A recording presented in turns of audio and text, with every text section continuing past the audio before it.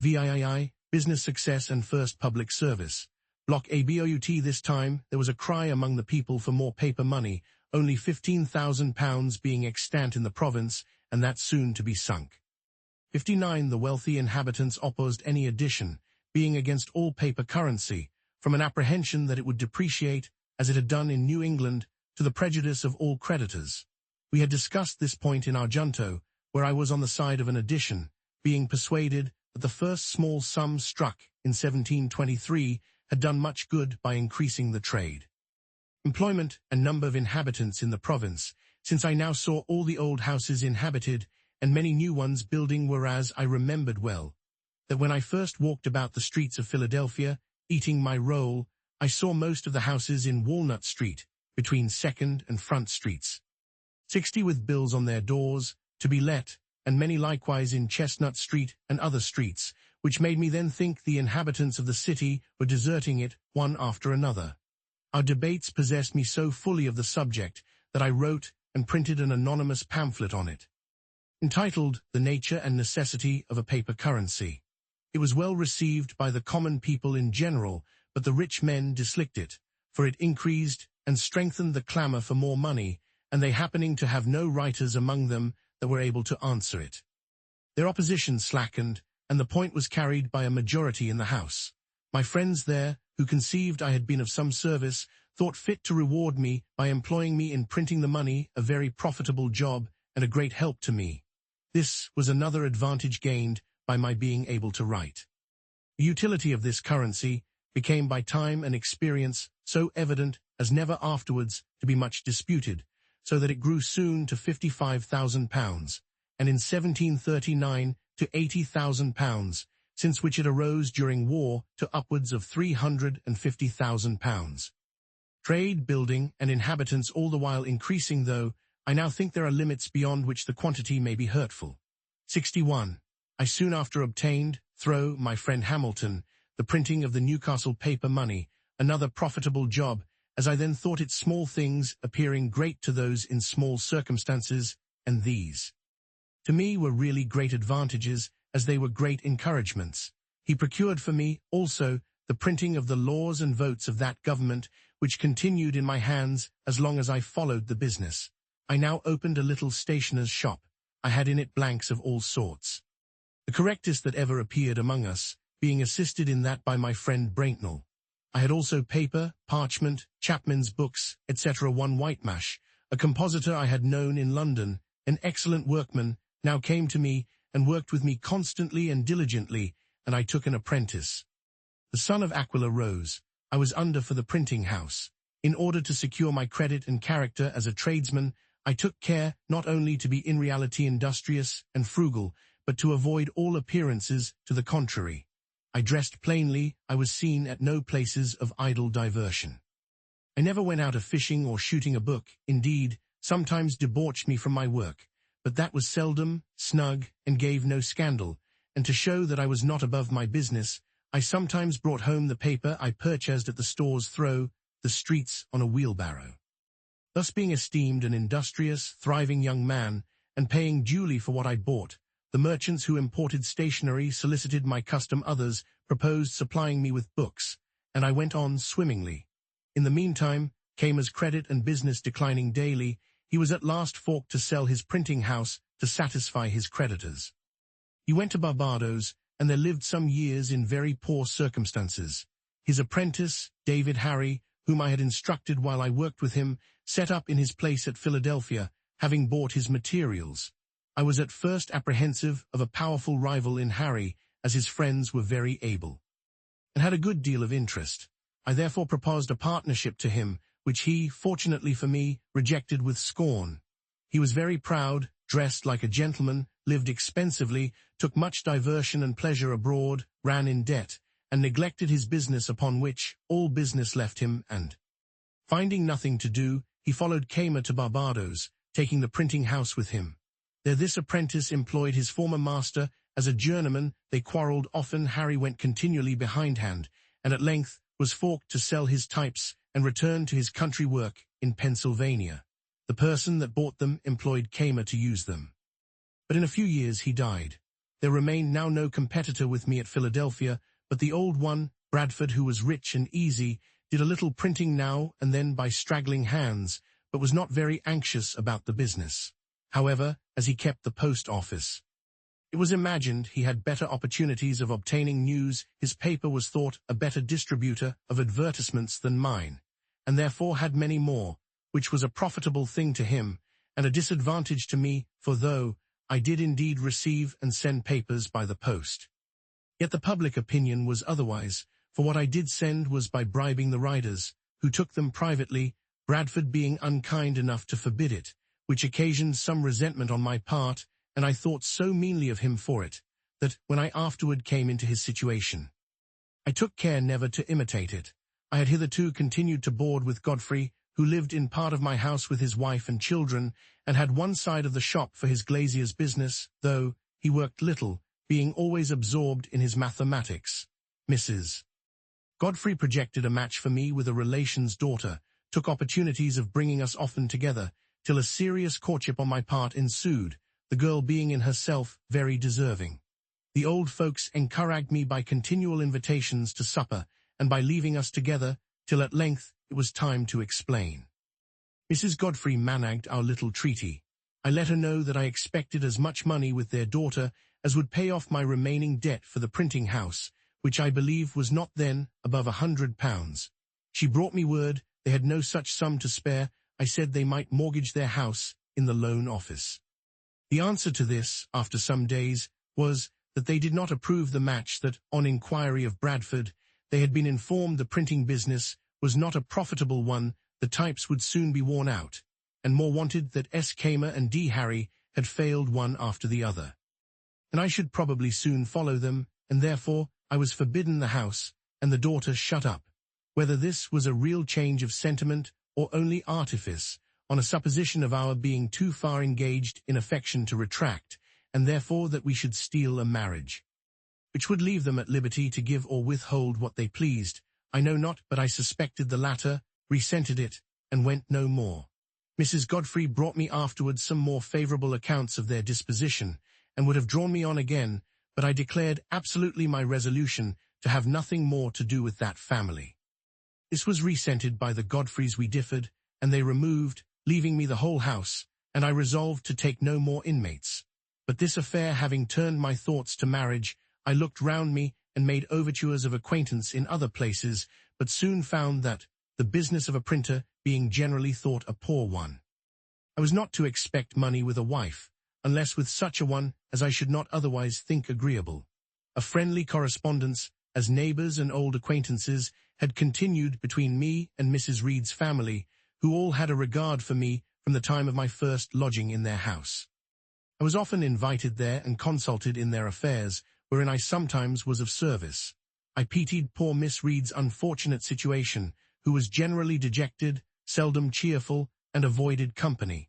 I considered my giddiness and inconstancy when in London as in a great degree the cause of her unhappiness, though the mother was good enough to think the fault more her own than mine, as she had prevented our marrying before I went thither, and persuaded the other match in my absence. Our mutual affection was revived, but there were now great objections to our union. The match was indeed looked upon as invalid, a preceding wife being said to be living in England, but this could not easily be proved, because of the distance, and though there was a report of his death, it was not certain. Then, though it should be true, he had left many debts, which his successor might be called upon to pay. We ventured, however, over all these difficulties, and I took her to wife, September 1st, 1730. None of the inconveniences happened that we had apprehended. She proved a good and faithful helpmate. 62 assisted me much by attending the shop. We throve together, and have ever mutually endeavoured to make each other happy. Thus I corrected that greater Artum as well as I could. About this time, our club meeting, not at a tavern, but in a little room of Mr. Grace's, set apart for that purpose, a proposition was made by me, that, since our books were often referred to in our disquisitions upon the queries, it might be convenient to us to have them all together where we met, that upon occasion they might be consulted, and by thus clubbing our books to a common library, we should, while we licked to keep them together, have each of us the advantage of using the books of all the other members, which would be nearly as beneficial as if each owned the whole. It was licked and agreed to, and we filled one end of the room with such books as we could best spare. The number was not so great as we expected, and though they had been of great use, yet some inconveniences occurring for want of due care of them, the collection, after about a year, was separated, and each took his books home again. And now I set on foot my first project of a public nature, that for a subscription library. I drew up the proposals, got them put into form by our great scrivener Brockton, and by the help of my friends in the junto, procured 50 subscribers of 40 shillings each to begin with, and 10 shillings a year for 50 years, the term our company was to continue. We afterwards obtained a charter, the company being increased to 100. This was the mother of all the North American subscription libraries. Now so numerous, it has become a great thing itself, and continually increasing. These libraries have improved the general conversation of the Americans, made the common tradesmen and farmers as intelligent as most gentlemen from other countries, and perhaps have contributed in some degree to the stand so generally made throughout the colonies in defense of their privileges. 63. Mem. Thus far was written with the intention expressed in the beginning, and therefore contains several little family anecdotes of no importance to others. What follows was written many years after, in compliance with the advice contained in these letters, and accordingly intended for the public. The affairs of the Revolution occasioned the interruption. 64. Continuation of the account of my life, begun at Passy, near Paris, 1784. It is some time since I received the above letters, but I have been too busy till now to think of complying with the request they contain. It might, too, be much better done if I were at home among my papers, which would aid my memory and help to ascertain dates, but my return being uncertain, and having just now a little leisure, I will endeavor to recollect and write what I can if I live to get home. It may there be corrected and improved, not having any copy here of what is already written. I know not whether an account is given of the means I used to establish the Philadelphia Public Library, which, from a small beginning, is now become so considerable, though I remember to have come down to near the time of that transaction, 1730. I will therefore begin here with an account of it, which may be struck out if found to have been already given. At the time I established myself in Pennsylvania, there was not a good bookseller's shop in any of the colonies to the southward of Boston. In New York and Falada, the printers were indeed stationers, they sold only paper, etc., almanacs, ballads, and a few common school books. Those who loved reading were obliged to send for their books from England. The members of the junto had each a few. We had left the alehouse, where we first met, and hired a room to hold our club in. I proposed that we should all of us bring our books to that room, where they would not only be ready to consult in our conferences, but become a common benefit, each of us being at liberty to borrow, such as he wished to read at home. This was accordingly done, and for some time contented us. Finding the advantage of this little collection, I proposed to render the benefit from books more common, by commencing a public subscription library. I drew a sketch of the plan and rules that would be necessary, and got a skillful conveyancer, Mr. Charles Brockton, to put the whole in form of articles of agreement to be subscribed, by which each subscriber engaged to pay a certain sum down for the first purchase of books, and an annual contribution for increasing them. So few were the readers at that time in Philadelphia, and the majority of us so poor, that I was not able, with great industry, to find more than 50 persons, mostly young tradesmen, willing to pay down for this purpose 40 shillings each, and 10 shillings per annum. On this little fund we began. The books were imported. The library was opened one day in the week for lending to the subscribers, on their promissory notes, to pay double the value if not duly returned. The institution soon manifested its utility, was imitated by other towns and in other provinces. The libraries were augmented by donations. Reading became fashionable, and our people, having no public amusements to divert their attention from study, became better acquainted with books, and in a few years were observed by strangers to be better instructed and more intelligent than people of the same rank generally are in other countries. When we were about to sign the above-mentioned articles, which were to be binding on us, our heirs, etc., for 50 years, Mr. Brockton, the scrivener, said to us, "You are young men, but it is scarcely probable that any of you will live to see the expiration of the term fixed in the instrument. A number of us, however, are yet living, but the instrument was after a few years rendered null by a charter that incorporated and gave perpetuity to the company. The objections and reluctances I met within soliciting the subscriptions made me soon feel the impropriety of presenting one's self as the proposer of any useful project that might be supposed to raise one's reputation in the smallest degree above that of one's neighbors, when one has need of their assistance to accomplish that project. I therefore put myself as much as I could out of sight, and stated it as a scheme of a number of friends who had requested me to go about and propose it to such as they thought lovers of reading. In this way my affair went on more smoothly, and I ever after practiced it on such occasions, and, from my frequent successes, can heartily recommend it. The present little sacrifice of your vanity will afterwards be amply repaid.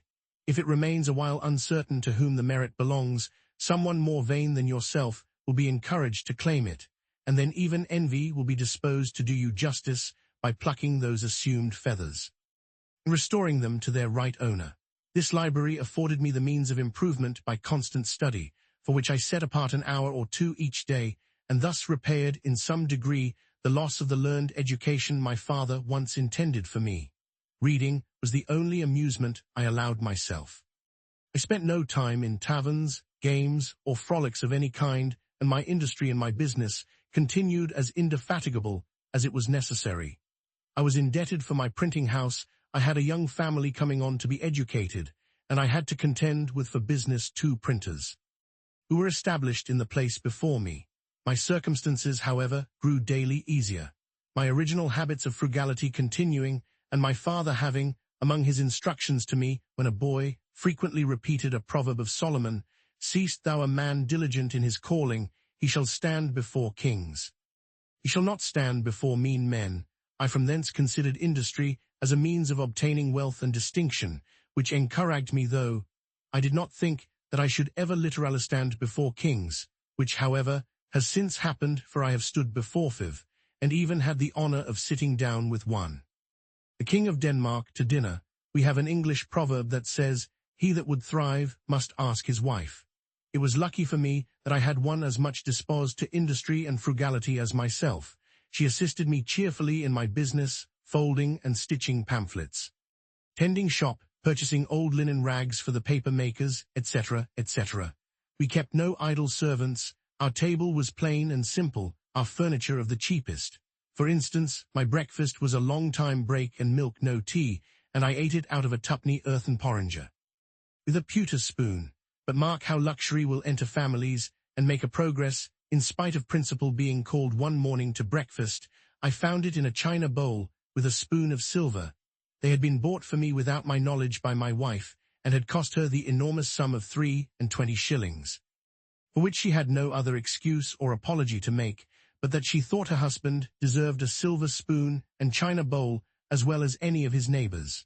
This was the first appearance of plate and china in our house, which afterward, in a course of years, as our wealth increased, augmented gradually to several £100s in value. I had been religiously educated as a Presbyterian, and though some of the dogmas of that persuasion, such as the eternal decrees of God, election, reprobation, etc., appeared to me unintelligible, others doubtful, and I early absented myself from the public assemblies of the sect. Sunday being my studying day, I never was without some religious principles. I never doubted, for instance, the existence of the deity that he made the world, and governed it by his providence, that the most acceptable service of God was the doing good to man, that our souls are immortal, and that all crime will be punished, and virtue rewarded, either here or hereafter. These I esteemed the essentials of every religion, and being to be found in all the religions we had in our country, I respected them all, though with different degrees of respect, as I found them more or less mixed with other articles, which without any tendency to inspire, promote, or confirm morality, served principally to divide us, and make us unfriendly to one another. This respect to all, with an opinion that the worst had some good effects, induced me to avoid all discourse that might tend to lessen the good opinion another might have of his own religion, and as our province increased in people, new places of worship were continually wanted, and generally erected by voluntary contribution, my mite for such purpose, whatever might be the sect, was never refused. Though I seldom attended any public worship, I had still an opinion of its propriety and of its utility when rightly conducted. And I regularly paid my annual subscription for the support of the only Presbyterian minister or meeting we had in Philadelphia. He asked to visit me sometimes as a friend and admonished me to attend his administrations, and I was now and then prevailed on to do so, once for 5 Sundays successively. Had he been, in my opinion, a good preacher, perhaps I might have continued. 65, notwithstanding the occasion I had for the Sunday's leisure in my course of study, but his discourses were chiefly either polemic arguments or explications of the peculiar doctrines of our sect, and were all to me very dry. Uninteresting and unedifying, since not a single moral principle was inculcated or enforced, their aim seeming to be rather to make us Presbyterians than good citizens. At length he took for his text that verse of the 4th chapter of Philippians, "Finally, brethren, whatsoever things are true, honest, just, pure, lovely, or of good report, if there be any virtue or any praise, think on these things." And I imagined, in a sermon on such a text, we could not miss of having some morality, but he confined himself to 5 points only, as meant by the apostle. Viz. 1. Keeping holy the Sabbath day, 2. Being diligent in reading the Holy Scriptures, 3. Attending duly the public worship, 4. Partaking of the sacrament, 5. Paying a due respect to God's ministers. These might be all good things, but, as they were not the kind of good things that I expected from that text, I despaired of ever meeting with them from any other, was disgusted, and attended his preaching no more. I had some years before composed a little liturgy or form of prayer for my own private use, viz. in 1728, entitled Articles of Belief and Acts of Religion. I returned to the use of this, and went no more to the public assemblies. My conduct might be blamable, but I leave it, without attempting further to excuse it, my present purpose being to relate facts, and not to make apologies for them. 59. Recalled to be redeemed. 60. This part of Philadelphia is now the center of the wholesale business district. 61. Paper money is a promise to pay its face value in gold or silver. When a state or nation issues more such promises, then there is a likelihood of its being able to redeem. The paper representing the promises depreciates in value. Before the success of the colonies in the Revolution was assured, it took hundreds of dollars of their paper money to buy a pair of boots. 62. Mrs. Franklin survived her marriage over 40 years. Franklin's correspondence abounds with evidence that their union was a happy one. We are grown old together, and if she has any faults, I am so used to them that I don't perceive them. The following is a stanza from one of Franklin's own songs written for the junto. 63. Here the first part of the autobiography, written at Twyford in 1771, ends. The second part, which follows, was written at Passy in 1784. 64. After this memorandum, Franklin inserted letters from Abel James and Benjamin Vaughan, urging him to continue his autobiography. 65. Franklin expressed a different view about the duty of attending church later.